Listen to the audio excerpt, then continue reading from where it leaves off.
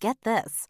Adults with financial literacy skills have 82% more wealth than those who don't. From swimming lessons to piano classes, us parents invest in so many things to enrich our kids' lives. But are we investing in their future financial success? With Greenlight, you can teach your kids financial literacy skills like earning, saving, and investing. And this investment costs less than that after-school treat. Start prioritizing their financial education and future today with a risk-free trial at greenlight.com/get-started. That's greenlight.com/get-started. Okay, guys, wake up. We're here. Jesus, Eli, did you drug the water cooler again? Maybe. Where are we? Wait, are we in Italy? Why are we at a river? It's for today's essay on Marion Francis. It's Francis Marion, Eli. Whatever, it's two first names. Who cares what order it's in? But what does Italy have to do with it? We're crossing the Rubicon, just like in the Revolutionary War. Eli, Julius Caesar crossed the Rubicon in 49 BC. Well, they crossed a river in the Revolutionary War, Cecil. They crossed the Delaware, but Francis Marion wasn't even in that part of the country. He was fucking fighting in the swamps. Why they call him the Swamp Fox. Well, I knew that's the only fact I knew about the War of Dependence, so that's what I did. Independence, Eli. I would argue you don't even know that. Okay, we're at the wrong river. Well, not a total loss. I mean, we are in Italy. Yeah, I guess so. Hey, guys, since we're here, do you want to become fascists? Or get gelato? Let's get gelato. That sounds... Yeah, the gelato. I'll do the fascism.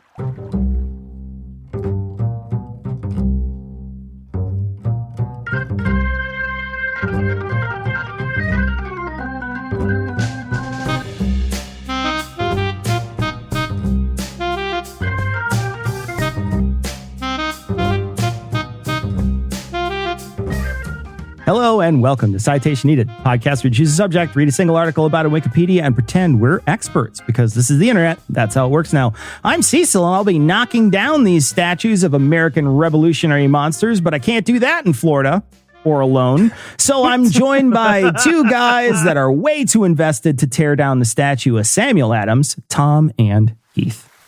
Yeah, listen, Cecil, unless that statue is busy bottling and pegging, I don't care if you fuck that thing into powder. And it's about heritage, not hate, Cecil. It's fine. And two guys who thought Hancock was a monument to tug jobs, Noah and Eli. Okay, everything is a monument to tug jobs with a little imagination, Cecil. Yes, that's true. My For You page is very specific about the part of me it's for. It's weird. Non-patrons, I quit my job for this. Well, not really. I was let go, but still. Okay. If you'd like to learn how to become a patron, be sure to stick around till the end of the show. With that out of the way, tell us, Eli, what person, place, thing, concept, phenomenon, or event are we going to be talking about today? We'll be talking about Francis Marion, a.k.a. the Swamp Fox. And Noah, you pulled names out of a hat for the most obscure Revolutionary War hero and threw back George Rogers Clark because you said it was a practice. Are you ready to tell us about swamps and foxes? Sure, why not? All right. So who was Francis Marion? He was a brigadier general asterisk in the American Revolution who is considered one of the fathers of guerrilla warfare. Okay. Why did you pick him for your essay this week? Well, it's because when I was a kid, he was sort of like, just outside of the pantheon of founding fathers, like whatever the tier right below Thomas Jefferson is. Like his name would have been perfectly at home on a list with Benjamin Franklin, Paul Revere, and Nathaniel Greene at the time. All of whom we know because I am also very smart. Okay, Eli, you cannot throw shade about obscure references like Benjamin Franklin. Did a whole essay on him. There was a hard one in there. But here's the thing, though.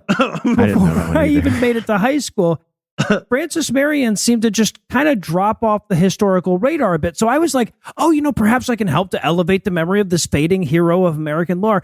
So I started reading up on him, and then I was like, we don't talk about him now because he's awful and terrible and easier to not talk about than like Andrew Jackson would be, right? fuck? This guy was a slave-owning, Native American genociding, civilian murdering, cousin fucking war criminal. And the fact that up until my living memory, America heralded him as one of its great heroes also seems like the kind of memory worth elevating. So I decided to do that instead. Well, great. Now you're going to have to write a whole new opening to your eulogy for Tom. No, I hope you're happy. Okay, you can keep the one for Giuliani mostly the same. Yeah, no, it's true. He fucked his cousin. And Eli, I've told you several times, my eulogy will be an MLM marketing pitch or nothing at all. You have said you that. get 6 corpses under you. And by the way, in case anybody's inclined to reject the premise that he was a revered hero of the revolution, if you're thinking, well, I've never heard of the guy, I want to point out that as of today, there are cities and counties named after this dude in 1 out of every 2 U.S. states. He's got a national forest, a university, a roller coaster, an annual festival in Iowa. In 1955, Disney produced an 8-episode miniseries about him starring none other than Leslie Nielsen as Marion. And also, Marion was the inspiration for the character that Mel Gibson played in that god-awful travesty, The Patriot, which means that we've now done the loose inspiration for wildly inaccurate Mel Gibson historical dramas twice in the last 5 weeks. Well, I'm doing Mad Max next week. I mean, Florida. I'm doing Florida next week. Oh, sure. Yeah, no, that'll do it. So Francis Marion was born circa 1732, we don't know for sure, in Berkeley County, South Carolina, just a little north up from Charleston. His father, Gabriel Marion, was a French Huguenot up until Louis XIV issued the Edict of Fontainebleau, or the Edict of Huguenot, which outlawed the practice of that branch of Protestantism. At this point, he fled to the 13 colonies to take up the role of ex-French Huguenot, and lest we sympathize with him as a victim of religious persecution, upon arrival in South Carolina, he almost immediately bought humans and started exploiting their labor for profit. Okay, I'm a little confused, though. Are we supposed to care if someone is persecuted for their religious beliefs? It's 1732. Like, we had invented lying at this time, right? Yeah, the Holocaust was overblown. Thank you, Tom. Somebody needed to say that. It's about time. It's brave. Very brave. That's the thing that happened in Ireland, right? Just to clarify. Well, yeah, with the potatoes? That was it. So Francis was the youngest son in his family, and in the words of an extremely sensitive historian of his time, was, quote, a small and puny boy with deformed legs, end quote. Jesus. But his small puniness wasn't enough to keep him from yearning for a life of adventure. So around the age of 15, he set out to sea. Finally, these deformed sea legs are coming in handy. Yeah, these C-shaped legs anyway. Yeah. So he got hired on a merchant ship bound for the West Indies, but on his very first voyage, it sank. Now, obviously, Francis survived, or this would be a really short essay. And so did the other 6 crew members, but they spent a full week bobbing around the Caribbean in a life raft before drifting ashore. So from that point on, Marion would stick to land-based adventures. None of you fuckers are laughing at me for skipping leg day now, are you? Huh? All right. Relax. You look like a corgi. It's adorable, but relax. Now I'm back on his side. Yeah, right? Paddling furiously. Don't worry, I'll take care of it, Eli. So his military career began a little late. He was 25 years old when he and his brother were first recruited into the South Carolina militia during the French and Indian War. And then he also saw action in the Anglo-Cherokee War that sort of erupted out of the French and Indian War. Now, both of those wars were essentially land grabs on flimsy pretense by British settlers, the latter far more so than the former, and they were replete with atrocities committed against Native Americans. This is a comedy podcast, so I'm not going to go into a lot of detail, but all I'll say regarding Francis Marion's culpability here is that at best, like his apologists, the best that they can say is that he didn't commit any atrocities of his own accord that they know of, right? Like, so like he was ordered to commit atrocities by Major General James Grant, and he did. That much is a matter of historical record, but it can't be proven that he committed fucking extracurricular atrocities. Following orders, always a good excuse. Yeah, exactly. Cool. Well, and that's the thing is that a lot of credible historians don't even seem to think he rises to that bar. Yeah, I mean, look, if you're gonna do atrocities, you're kind of in for a penny. Right, well, All right, what are you gonna... It's the sunk Holocaust.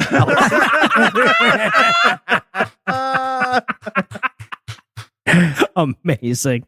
Yeah, I'm not sure it's a very good moral defense when like atrocity time comes around. Instead of no, you're like, well, why didn't I think of that? Yeah, right, exactly.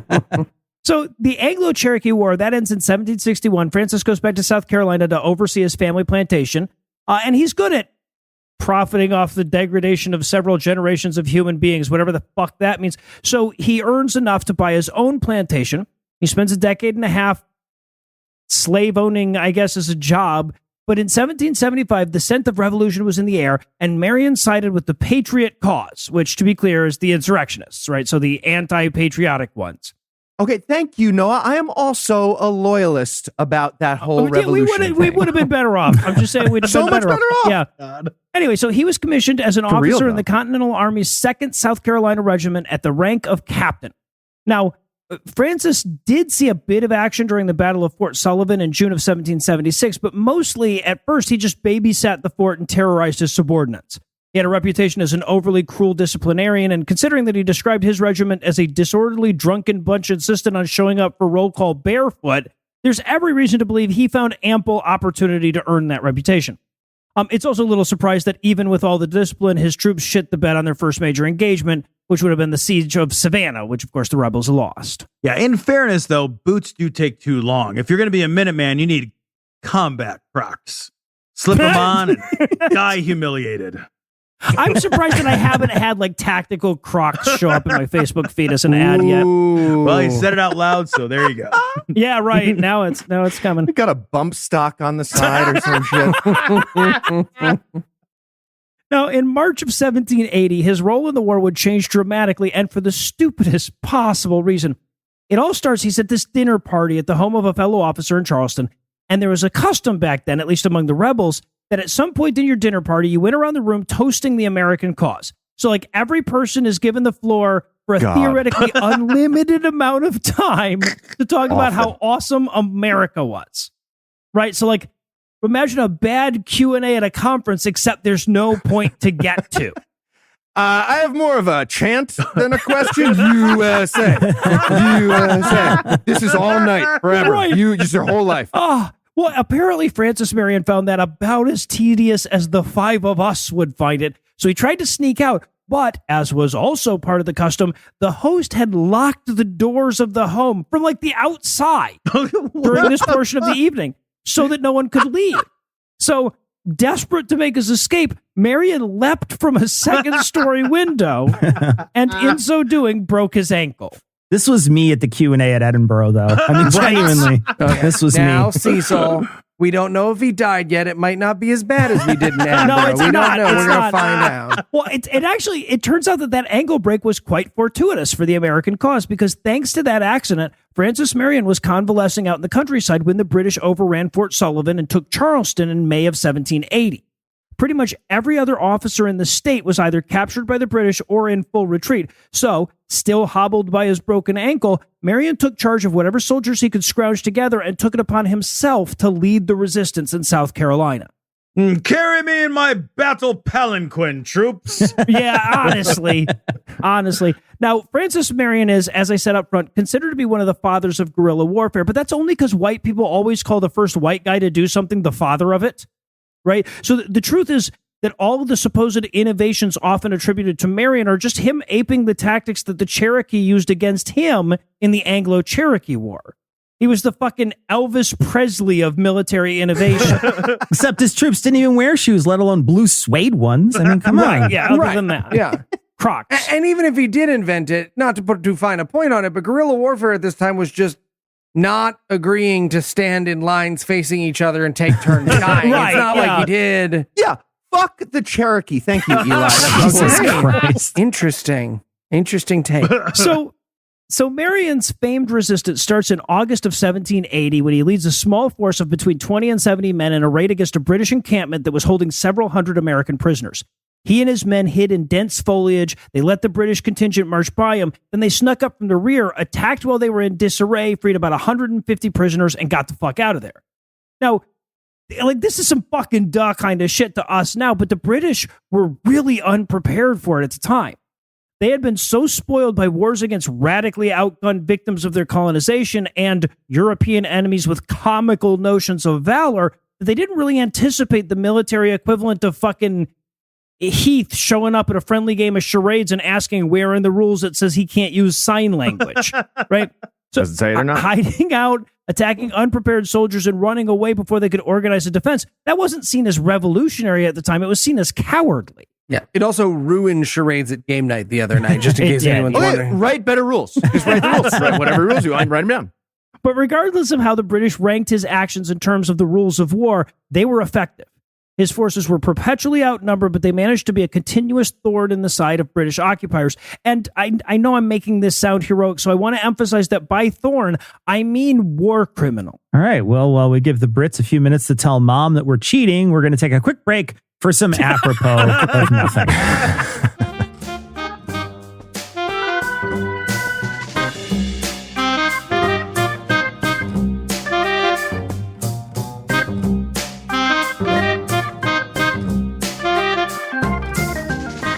General Enright, we meet at last.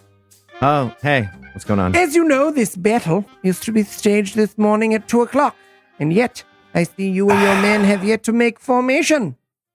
Oh, yeah, don't worry about it. We're definitely going to stand right there when you're aiming at the time when that's supposed to happen. 100%, totally, we're doing that. I see. Well then, Mhm. shall we establish the rules of parley? Yeah, totally. Go for it. What do you want to do? Medics on the aft turn? Yeah, totally. No horses, pikemen, or shandaggers. Yeppers agree. And of course, the final ball is cast before sunset. Before sunset, obviously. Yeah. You surprise me, sir. I expected a dishonorable foe.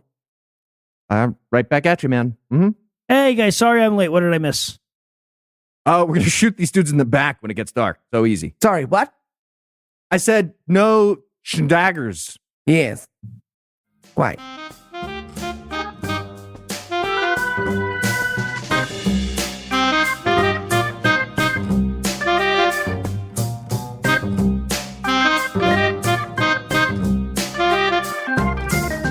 When we left off, a plantation owner was doing something unethical during wartime. I'm going to look for my pearls, Noah. You could just keep going. So you could just go ahead. No, yeah, will do. So at this point, Marion's working under the direct command of General Horatio Gates, but direct overstates the lines of communication here, right? So Marion and his men were pretty much always behind enemy lines. There wasn't a hell of a lot of back and forth in the relationship between him and his superiors. Marion had the general order of disrupting British supply lines along the Santee River, and his tactics speak to a profound lack of accountability. Okay, it says here last week that you, quote, ate a bunch of their jerky. You have to know that's not what we meant, man. Come on, you have to. That's disrupting. Write better orders. Yeah, they had to take a hard tack with.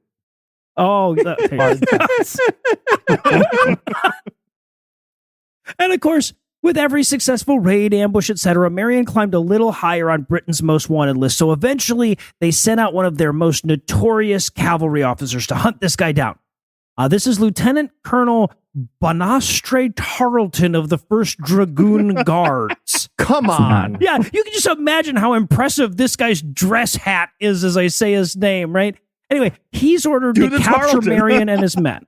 He's supposed to sneak through the woods and catch somebody. So Marion got to watch a giant Kentucky Derby hat, bright red, sneaking through the woods to get Exactly, yeah. Ah, yes, the famed Battle of the Mint Juleps. Tragic, mint and syrup all over. Now, there's quite a bit of cat and mouse that happens at this point, enough to fill several episodes of a Disney miniseries at least, but all of it culminates one evening in November of 1780 when Tarleton and his dragoons come face to face with Marion and his fucking barefoot drunks. Acting on intelligence from an escaped British POW, Tarleton tracks them to a plantation on the Santee River, and they legitimately get close enough to see Marion's men hauling ass the other way. Tarleton's forces outnumbered him at least 2-1, so Marion decides that he's going to retreat into the swamp.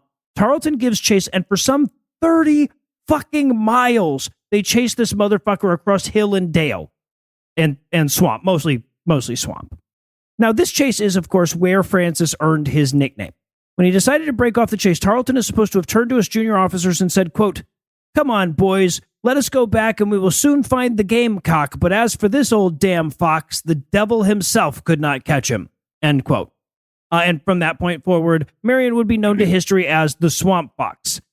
And as tempting as it is not to give the Gamecock reference any context and just leave it there to torture Eli's mind, that was the nickname of another dude named Thomas Sumter that they were also ordered to catch. Oh, now I have to rewrite a bunch of the sketches I wrote for the second half of the episode, Noah. Thanks. And look, No I don't think donut. that you can overstate the extent to which a person is a slave-owning, genocide-committing war criminal, but I do need to emphasize here, regardless, that despite his reputation as a disciplinarian, Marion was beloved by his men, at least at this point, right?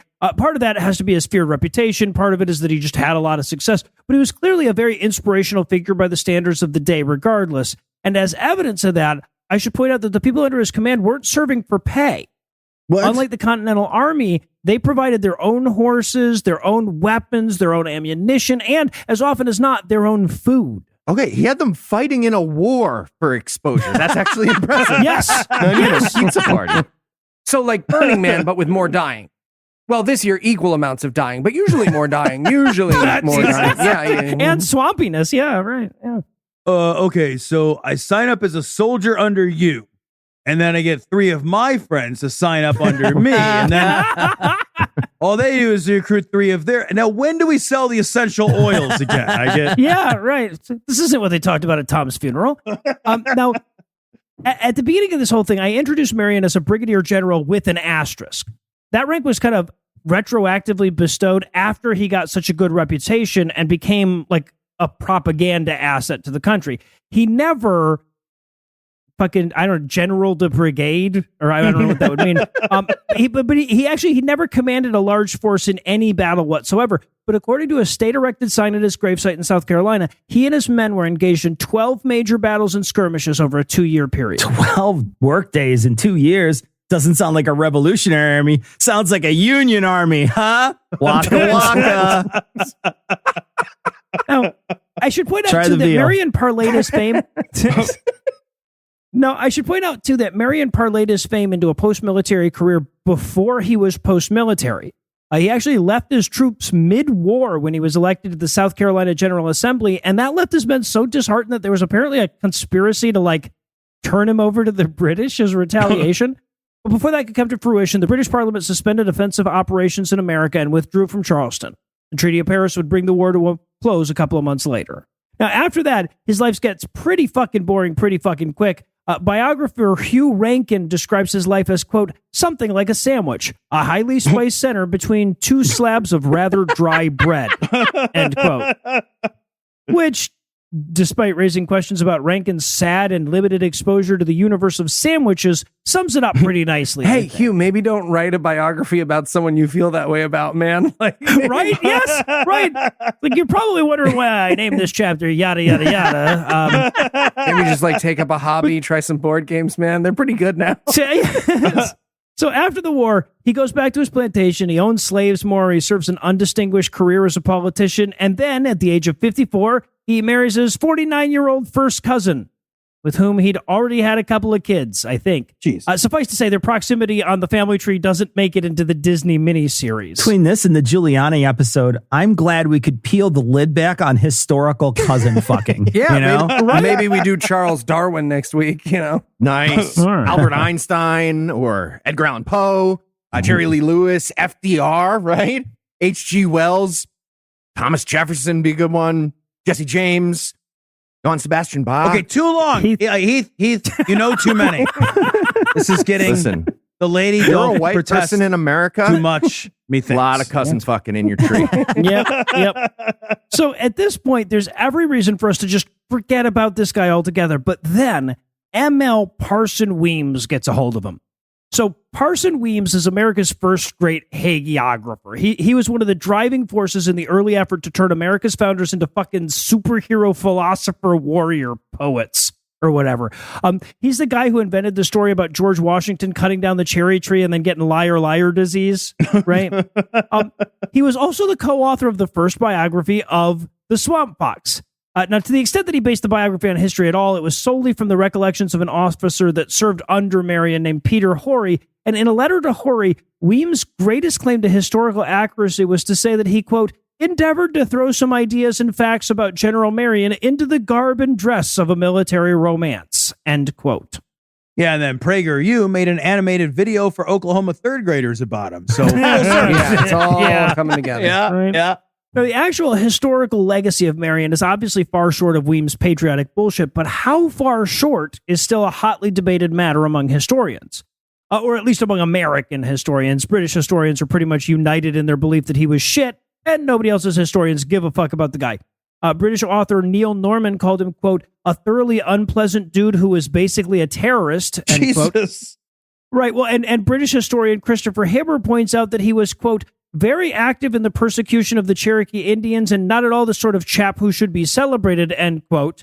But the most egregious quote that they mentioned in the Wikipedia article comes from The Guardian, who said, quote, Marion was slaughtering Indians for fun and regularly raping his female slaves, end quote. Okay, hey, historians, I'm going to need y'all not to be sore losers, okay? Oh my God. That's what this sounds like to me. Well, okay, so apologists for Marion, and they're out there. It's not just Eli. There's actually quite a few of them. Fuck. They'll point out that there's no evidence that he raped his female slaves. And there's no direct evidence, at least, that he slaughtered Native Americans for fun. But, like, I feel like I need evidence you didn't rape your female slaves if you owned female slaves. And I don't give a fuck if he had fun while he slaughtered the Native Americans or not. There's no question that he did it. So the fact that the guy ever was an American hero is really fucking gross. And the fact that we still have literally scores of counties, cities, parks, high schools, and festivals named after this motherfucker is downright despicable.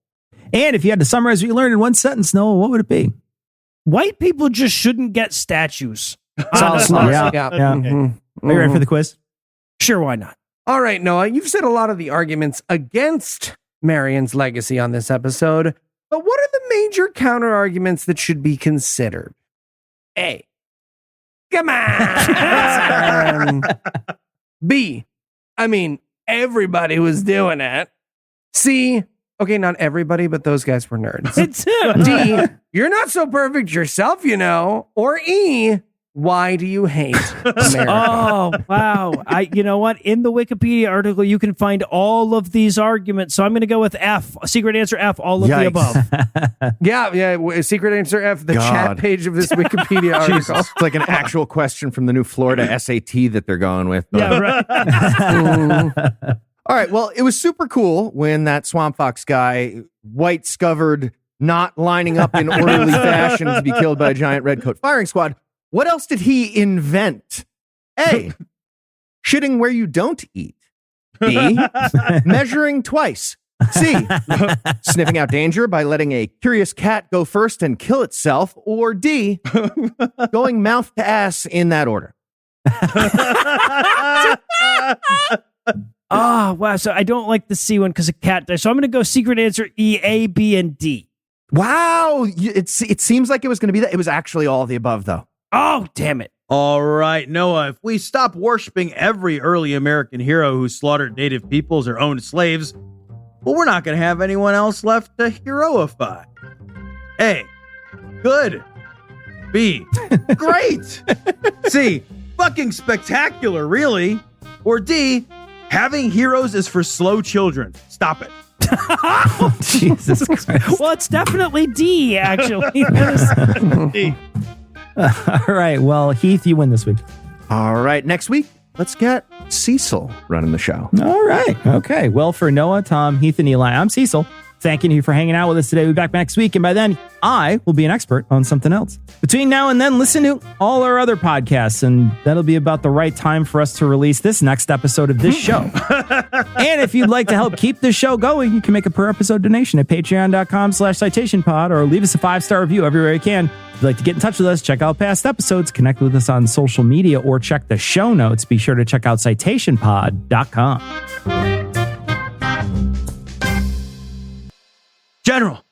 General, what happened? Attacked from the back, most dishonorably. Those bastards! And Brigadier, Yes, General. they used shandaggers. Technically, we only used one at a time, so it was fair. That counts. Not fair. Totally not fair. Write more clear rules then. This podcast is sponsored by Talkspace. You know when you're really stressed or not feeling so great about your life or about yourself? Talking to someone who understands can really help. But who is that person? How do you find them? Where do you even start? Talkspace. Talkspace makes it easy to get the support you need. With Talkspace, you can go online, answer a few questions about your preferences, and be matched with a therapist. And because you'll meet your therapist online, you don't have to take time off work or arrange childcare. You'll meet on your schedule, wherever you feel most at ease. If you're depressed, stressed, struggling with a relationship, or if you want some counseling for you and your partner, or just need a little extra one-on-one support, Talkspace is here for you. Plus, Talkspace works with most major insurers, and most insured members have a $0 copay. No insurance? No problem. Now get $80 off of your first month with promo code SPACE80 when you go to Talkspace.com. Match with a licensed therapist today at Talkspace.com. Save $80 with code SPACE80 at Talkspace.com.